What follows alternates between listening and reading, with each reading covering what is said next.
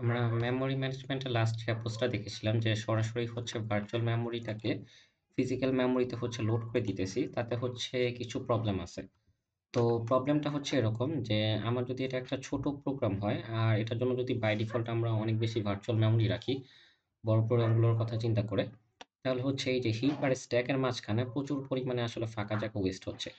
আমরা যদি হচ্ছে এরকম পুরো একটা ভার্চুয়াল মেমোরিকে ফিজিক্যাল মেমোরি বা র্যামে লোড করি, তাহলে এই মাঝখানের ফাঁকা স্পেস কিন্তু অন্য কোনো প্রসেসর ইউজ করতে পারতেছে না। তাহলে এইখানে হচ্ছে ছোট প্রোগ্রামগুলা প্রচুর পরিমাণে হচ্ছে র্যামের মেমোরি স্পেস ওয়েস্ট করতেছে। তো এইটা কিভাবে সলভ করা যেত যদি হচ্ছে আমরা কোড, হিপ আর স্ট্যাক এই তিনটাকে হচ্ছে আলাদা আলাদা লোড করতে পারতাম মেমোরিতে। পুরাটাকে একবারে লোড না করে এই তিনটা অংশকে আলাদা আলাদা লোড করতাম। তো এই তিনটা অংশকে যদি আলাদা আলাদা লোড করতে চাই, তাহলে সেই জিনিসটাকে হচ্ছে সেগমেন্টেশন বলে। তাহলে সেই ক্ষেত্রে দেখেন আমরা এটাকে হচ্ছে লজিক্যালি ৪ টা সেগমেন্টে ভাগ করে ফেলতে পারি। একটা হচ্ছে কোড সেগমেন্ট, একটা হিপ সেগমেন্ট, একটা স্ট্যাক সেগমেন্ট আর আরেকটা হচ্ছে মাঝখানে ফাঁকা স্পেস। তো যখন হচ্ছে লজিক্যালি এরকম ৪ টা সেগমেন্টে ভাগ করে ফেলবো, তখন আসলে হচ্ছে প্রত্যেকটা সেগমেন্টের ইকুয়াল সাইজ হওয়া লাগবে। এছাড়া আমি হচ্ছে অ্যাড্রেসের ম্যাপিং মিলাইতে পারবো না আসলে। লজিক্যালি যদি হচ্ছে ইকুয়াল ৪ টা সেগমেন্টে ভাগ না করি। তাহলে এই ইকুয়াল ৪ টা সেগমেন্টে ভাগ করার জন্য এখন বড় প্রোগ্রামগুলোর একটু সমস্যা হবে। তো এই বড় প্রোগ্রামের সমস্যাটা দেখার আগে আমরা একটু দেখি যদি সেগমেন্টেশন এপ্লাই করে ফিজিক্যাল র্যামে লোড করি তাহলে কিরকম হয়। তাহলে দেখেন এখানে হচ্ছে আমরা প্রসেস এর কোডটা কি পাশে লোড করলাম, প্রসেস এর স্ট্যাকটাকে এদিকে কোথাও লোড করলাম আর হিপটাকে এখানে লোড করলাম। আর এই মাঝখানে দেখেন প্রসেস বি এর মেমোরির জিনিসপত্র হচ্ছে এখানে লোড করা যাচ্ছে। তাহলে এইবার হচ্ছে এই মাঝখানের ফাঁকা স্পেসটা আর ওয়েস্ট হচ্ছে না। ঠিক আছে, তার মানে আমরা ছোট প্রোগ্রামের জন্য মেমোরির যে অপচয় হচ্ছিল সেটা রোধ করতে পারলাম। বাট এখন বড় প্রোগ্রামের জন্য সমস্যা কি যে এটা যদি একটা ৪ কিলোবাইটের ভার্চুয়াল মেমোরি হয় আর এটাকে যদি আমরা সমান ৪ ভাগে ভাগ করি, তাহলে কোডের জন্য ১ কিলোবাইট, হিপের জন্য ১ কিলোবাইট, স্ট্যাকের জন্য ১ কিলোবাইট হচ্ছে ফিক্সড হয়ে গেল। তাহলে এখন যদি আমরা একটা বড় প্রোগ্রাম লিখতে চাই যার ইনস্ট্রাকশন গুলা হোল্ড করার জন্য ১ কিলোবাইটের বেশি জায়গা প্রয়োজন, তখন হচ্ছে এই সেগমেন্টেশনটা আর কাজ করবে না। বা হচ্ছে হিপের জন্য হচ্ছে ১ কিলোবাইটের বেশি জায়গা প্রয়োজন বড় প্রোগ্রামের ক্ষেত্রে, তাহলে তখন হচ্ছে আমার এই সেগমেন্টেশনটা ভালো ফলাফল দিবে না। সে হচ্ছে একটা লিমিটেড মেমোরি দিয়ে দিচ্ছে। বাট আগের ক্ষেত্রে কিন্তু দেখেন এখানে হিপটা গ্রো করতে পারতো, স্ট্যাকটা গ্রো করতে পারতো, কোডের চাইলে হচ্ছে বেশি স্পেস নিতে পারতো। আগের ক্ষেত্রে কোনো ফিক্স ছিল না। তো যখন হচ্ছে ফিক্স করে দিতেছি তখন হচ্ছে বড় প্রোগ্রামগুলোর জন্য আবার ঝামেলা হয়ে যাচ্ছে। তো এই সমস্যাটা ফাইনালি দূর করতে পারছে হচ্ছে পেজিং। যে আমরা হচ্ছে এরকম পুরা ভার্চুয়াল মেমোরি সরাসরি হচ্ছে ফিজিক্যাল মেমোরিতে ম্যাপ করব না কন্টিনিউয়াস স্পেস নিয়ে, আবার হচ্ছে এরকম সেগমেন্টও করে দিব না। আমরা হচ্ছে পুরা ভার্চুয়াল মেমোরি, পুরা ফিজিক্যাল মেমোরিকে কিছু লজিক্যাল পেজ এ ভাগ করে নিব। অনেকটা হচ্ছে ব্ল্যাঙ্ক পেজের মতো চিন্তা করতে পারেন। তাহলে হচ্ছে ভার্চুয়াল মেমোরির প্রোগ্রামগুলোর যত মেমোরি দরকার তারা হচ্ছে এক একটা করে পেজ নিবে।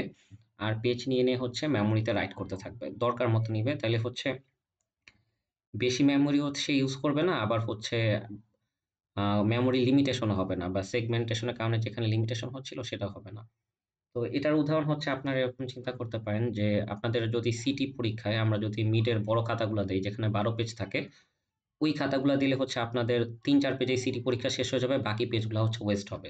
তাহলে সেটা অনেকটা হচ্ছে আমাদের প্রথম অ্যাপ্রোচটার মতো যে আমরা পুরা ভার্চুয়াল মেমোরিটা যদি ফিজিক্যাল মেমোরিতে লোড করে দিই, তাহলে অনেক হচ্ছে মেমোরি অপচয় হয়। এটার জন্য আমরা যদি হচ্ছে এরপর চিন্তা করি যে আপনাদের সিটিকে কোশ্চেনের নিচেই হচ্ছে অ্যান্সার লেখার স্পেস থাকবে, তাহলে সেটা হচ্ছে অনেকটা সেগমেন্টেশনের মতো। যে এখানে একটা, এখানের একটা, এই এতটুকু স্পেসের মাঝখানে আপনার কোড সেগমেন্ট লিখতে হবে। তো একটা কোশ্চেনের পর আপনার যতটুকু জায়গা রাখা আছে তার মধ্যে অ্যান্সার করতে হবে। তাহলে সেই ক্ষেত্রে কি হবে যে আপনার অ্যান্সারটা যদি বড় হয় তাহলে হচ্ছে ওই লিমিটেড স্পেসের ভিতর শেষ নাও হইতে পারে। এটা একটা প্রবলেম। তো এই সমস্যা ফাইনালি আমরা সলভ করতে পারি কি যে আপনাদের হচ্ছে বড় খাতাও দিলাম না, আবার হচ্ছে এরকম কোশ্চেনের নিচে অ্যান্সার লেখার স্পেসও দিলাম না। আপনাদের আলাদা কোশ্চেন দিয়ে এরপর করলাম কি এক একটা ব্ল্যাঙ্ক পেজ দিয়ে দিলাম। তো আপনাদের আপনাদের দরকার মতো হচ্ছে ব্ল্যাঙ্ক পেজ নিয়ে লিখতে থাকবেন। কারো একটা পেজে হয়ে যাবে, কারো ২ টা লাগবে, কারো ৩ টা লাগবে। বাট আমি বাই ডিফল্ট হচ্ছে সবাইকে বেশি পেজ দিয়ে পেজের ওয়েস্টও করতেছি না। আবার হচ্ছে ওই কোশ্চেনের নিচে অ্যান্সার লেখার জায়গা দিয়ে আপনার হচ্ছে জায়গাও লিমিটেড করে দিতেছি না। আপনার কাছে হচ্ছে পুরা ফ্রিডম দিতেছি।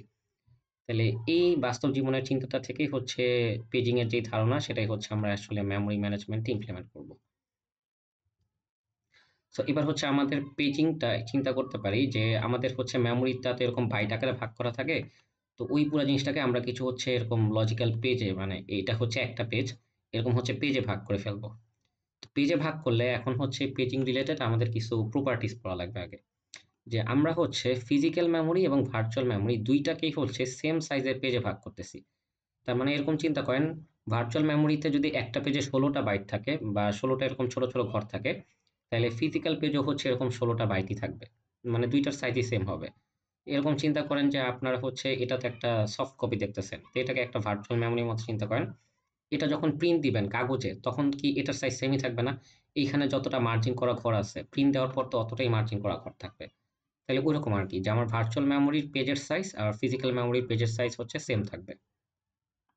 তার মানে প্রত্যেকের হচ্ছে ইকুয়াল নাম্বার অফ বাইটস থাকবে। তো এই যে পেজের এইখানে এরকম যে ছোট ছোট ঘরগুলা, এই ছোট ছোট ঘরগুলা হচ্ছে প্রত্যেকটাকে 1 বাইট স্পেস ধরতেছি আমরা। ঠিক আছে? তো এই bytes in a page are represented by offset. আমরা আগে যেই হচ্ছে অ্যাড্রেস ট্রান্সলেশন দেখছিলাম, সেখানে অফসেটটা ছিল কি, ফিজিক্যাল মেমোরির কোথায় হচ্ছে ভার্চুয়াল মেমোরিটা লোড হইতেছে সেই জিনিসটা অফসেট ছিল। বাট পেজিং এর ক্ষেত্রে অফসেটের ধারণাটা ডিফারেন্ট। সেটা হচ্ছে কি, একটা পেজের ভিতর এরকম হচ্ছে যে ছোট ছোট বাইট আকারে ঘর আছে, কত নাম্বার ঘরকে বোঝাচ্ছি সেটা হচ্ছে অফসেট দ্বারা প্রকাশ করা হয়। যেমন ধরেন এটা হচ্ছে কি যে 3 নাম্বার ঘর, তাহলে এটা হচ্ছে আমি প্রকাশ করবো কিভাবে, 0, সরি, 1 1 দিয়ে, 1 1 মানে হচ্ছে 3, এটা দিয়ে আমি হচ্ছে প্রকাশ করব। ওরকম আর কি, যে কত নাম্বার বাইটকে বোঝাচ্ছি সেটা প্রকাশ করা হবে এই অফসেট দিয়ে। অফসেট বের করার ফর্মুলা হচ্ছে log two base page size in bytes. তাহলে কোশ্চেনে যে পেজ সাইজ দেওয়া থাকে, ধরেন বলা থাকলো পেজ সাইজ হচ্ছে 64 বাইট, তাহলে সেটা লগ টু নিলে আমার অফসেটকে প্রকাশ করতে কয়টা বিট লাগবে সেটা পেয়ে যাব। আচ্ছা, অফসেট সাইজ এখানে অলওয়েজ হচ্ছে বিটে আসবে, ঠিক আছে? আচ্ছা, এরপর হচ্ছে ভার্চুয়াল মেমোরি পেজটাকে হচ্ছে ভার্চুয়াল পেজ বলবো। আর ফিজিক্যাল মেমোরি পেজটার একটা নতুন নাম আছে, সেটাকে হচ্ছে ফিজিক্যাল ফ্রেম বলা হয়। আর ভার্চুয়াল মেমোরির এক একটা পেজ মানে হচ্ছে একটা প্রোগ্রামের তো অনেকগুলো পেজ লাগবে, তাই না? তো ওই পেজগুলোকে হচ্ছে ভার্চুয়াল পেজ নাম্বার দ্বারা প্রকাশ করা হয়, বা সংক্ষেপে ভিপিএন। আর ফিজিক্যাল মেমোরিকেও যদি এরকম লজিক্যাল অনেকগুলো পেজে ভাগ করে ফেলি, তাহলে ওদেরও একটা নাম্বারিং আছে। ওই নাম্বারিংটাকে হচ্ছে ফিজিক্যাল ফ্রেম নাম্বার বা পিএফএন বলা হয়। আর এরকম হচ্ছে ডিফারেন্ট ডিফারেন্ট ভার্চুয়াল পেজ হচ্ছে আমার ফিজিক্যালি ডিফারেন্ট ডিফারেন্ট ফ্রেমে ম্যাপ হবে। আর এই যে ডিফারেন্ট ডিফারেন্ট ফ্রেমে ম্যাপ হবে, এইটা ট্র্যাক রাখার জন্য আমাদের হচ্ছে একটা পেজ টেবিল লাগবে, যে আমার একটা প্রসেসের একটা ভার্চুয়াল পেজ ফিজিক্যাল র্যামের কোন ফিজিক্যাল ফ্রেমের সাথে ম্যাপ হচ্ছে সেই জিনিসটা, বা কোন ফিজিক্যাল পেজের সাথে ম্যাপ হচ্ছে সেই জিনিসটা। আচ্ছা, তো এইবার পেজ টেবিল পড়ার আগে আমাদের এবার একটু অ্যাড্রেস নিয়ে একটা জিনিস অবজার্ভ করার ব্যাপার আছে। যে এইখানে হচ্ছে আমার 8 বাইট জায়গা আছে, এই যে 1 বাইট, 2 বাইট, 3 বাইট, 4 বাইট, এরকম করে 8টা বাইট আছে। এই 8টা বাইটকে আমি হচ্ছে বাইনারি দ্বারা নাম্বারিং করছি 0 থেকে 7 পর্যন্ত। এখন এটাকে যদি আমি হচ্ছে সমান 2 ভাগে ভাগ করে দিই, এখানে যদি আমি এটাকে সমান 2 ভাগে ভাগ করে দিই, তাহলে দেখেন এটার হচ্ছে একটা প্রপার্টি দেখতে পাওয়া যায় কিরকম, যে উপরের ভাগের সবার লেফট মোস্ট বিটটা কিন্তু 0, আবার নিচের ভাগের সবার লেফট মোস্ট বিটটা হচ্ছে 1। হ্যাঁ, তো এটাকে যদি আমরা এরকম লেফট মোস্ট বিটটা বাদ দিয়ে এবার চিন্তা করি, যে এখানে হচ্ছে দেখেন ডান পাশে দুইটা বিট 0 0 0 1 1 0 1 1, ওই জিনিসগুলো আমরা লিখলাম এই অংশটাকে নিয়ে। আর এই ভাগে যেহেতু 4টা ঘর আছে, এই 4টাকে প্রকাশ করতে আমাদের 2 বিটই যথেষ্ট। নিচের ভাগটা আমরা সিমিলারলি নিলাম, এবং লেফট মোস্ট বিটটাকে বাদ দিয়ে, মানে এই 4টা 1কে বাদ দিয়ে আমরা জাস্ট হচ্ছে রাইট মোস্ট 2টা বিট নিয়ে লিখলাম। আর যেহেতু এখানে 4টাই ঘর আছে, তার মানে হচ্ছে আমার 2টা বিট দিয়েই 4টা নাম্বারিং করা সম্ভব। তাহলে এরকম চিন্তা করেন যে এটা এখন হচ্ছে একটা পেজ, এটা হচ্ছে এখন একটা পেজ। আগে হচ্ছে আমাদের মেমোরিটা এরকম হচ্ছে একটা লিনিয়ার অ্যারের মতো চিন্তা করতেছিলাম, যে এখানে হচ্ছে প্রত্যেকটা বাইটের এরকম এক একটা অ্যাড্রেস আছে। এখন এটাকে ইকুয়াল সাইজের লজিক্যাল কিছু পেজে ভাগ করে নিতেছি।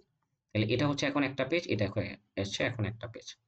তাহলে এবার চিন্তা করেন, এই যে উপরের খণ্ডটা, এটা হচ্ছে লেফট মোস্টে সব বিটগুলোই হচ্ছে 0 ছিল। তাহলে আমরা এটাকে বলতে পারি কি, এটা হচ্ছে একটা 0 নাম্বার পেজ।